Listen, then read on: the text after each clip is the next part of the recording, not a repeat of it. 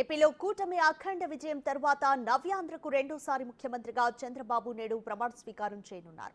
రాష్ట్రాన్ని అభివృద్ధి వైపు పరుగులు పెట్టించే నాయకుడిగా భావించిన ప్రజలు చరిత్రలో కని విని ఎరుగని తీరులో అఖండ విజయాన్ని అందించి సీఎం సింహాసనాన్ని వేశారు. ముఖ్యమంత్రిగా ప్రమాణ స్వీకారోత్సవానికి గన్నవరం దగ్గర కేసరపల్లి ఐటీ పార్క్ సమీప ప్రాంగణం సర్వాంగ సుందరంగా సిద్ధమైంది. ప్రభుత్వ యంత్రాంగం అన్ని ఏర్పాట్లు పూర్తి చేసింది. మరికొద్ది గంటల్లోనే తన రాజకీయ జీవితంలో 4వసారి ముఖ్యమంత్రిగా చంద్రబాబు పట్టాభిషిక్తుడు కానున్నారు.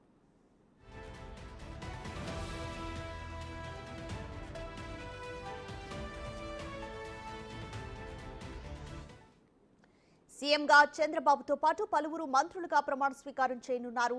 టీడీపీ, జనసేన, బీజేపీ నుంచి పలువురు మంత్రులు నేడు ప్రమాణ స్వీకారం చేయనున్నారు. ఇందులో ముఖ్యంగా జనసేన అధినేత పవన్ కళ్యాణ్ కు ఏ శాఖ ఇస్తారనే దానిపై తీవ్ర ఆసక్తి నెలకొంది.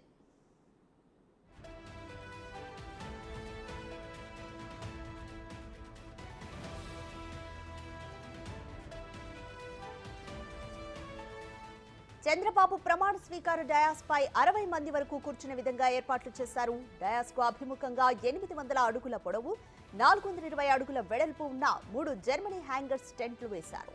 డయాస్ కు ముందు భాగాన జర్మనీ హ్యాంగర్స్ టెంట్స్ లో 50,000 మంది కూర్చోవడానికి వీలుగా గ్యాలరీలను ఏర్పాటు చేశారు.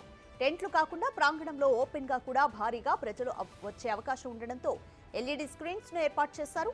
ఓపెన్ గా మరో 50,000 మంది ప్రజలు తరలివచ్చే అవకాశం ఉందని తెలుస్తోంది. ప్రమాణ స్వీకారోత్సవ కార్యక్రమానికి ప్రధాని మోదీ, కేంద్ర హోంమంత్రి అమిత్ షాలతో పాటు పలు రాష్ట్రాల ముఖ్యమంత్రులు, 10 దేశాల నుంచి రాయబారులు వస్తున్నారు.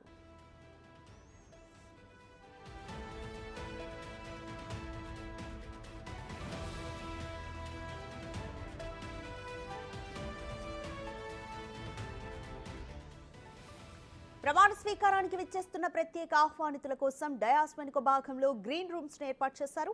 ప్రధానమంత్రి మోదీ కోసం ప్రత్యేకంగా స్టేజీకి అత్యంత సమీపంలో గ్రీన్ రూమ్ ను ఏర్పాటు చేశారు.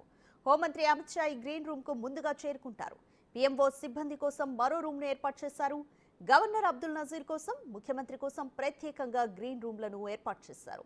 ఈ గ్రీన్ రూమ్ పక్కనే వీవీఐపీల కోసం ఇంకో గ్రీన్ రూమ్ ను ఏర్పాటు చేశారు.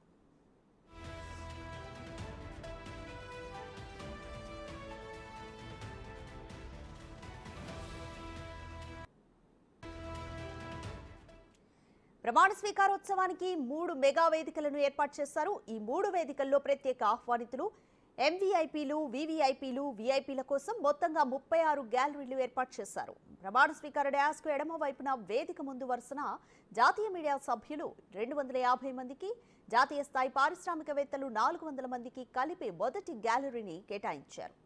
మొదటి వేదికలోని రెండో గ్యాలరీని పార్లమెంటు సభ్యులు, ఎమ్మెల్సీలు, ఎమ్మెల్యేల కోసం 650 సీటింగ్ సామర్థ్యంతో ఏర్పాటు చేశారు.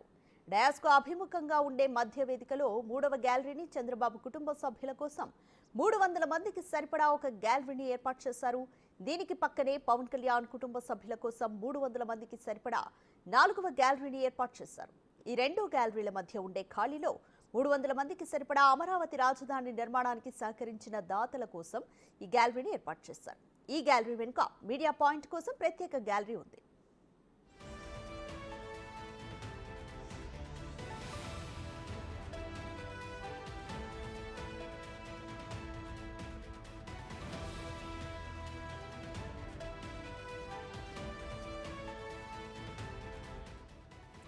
సభా స్టేజ్ ముందు భాగంలో ఏర్పాటు చేసిన 36 గ్యాలరీల్లో కూర్చున్న వారికి ప్రత్యేక ఏర్పాట్లు చేపడుతున్నారు. ప్రతి గ్యాలరీకి డిప్యూటీ కలెక్టర్ స్థాయి అధికారిని ఇన్ఛార్జ్గా నియమించారు.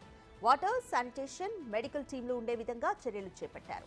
ప్రజాప్రతినిధులు, వారి కుటుంబ సభ్యులు, న్యాయమూర్తులు, అఖిల భారత సర్వీసుల అధికారులు, ప్రత్యేక అతిథులు, వీవీఐపీలు, వీఐపీలు, మీడియా ప్రతినిధులకు సంబంధించి గ్యాలరీలు కూడా సిద్ధం చేస్తున్నారు.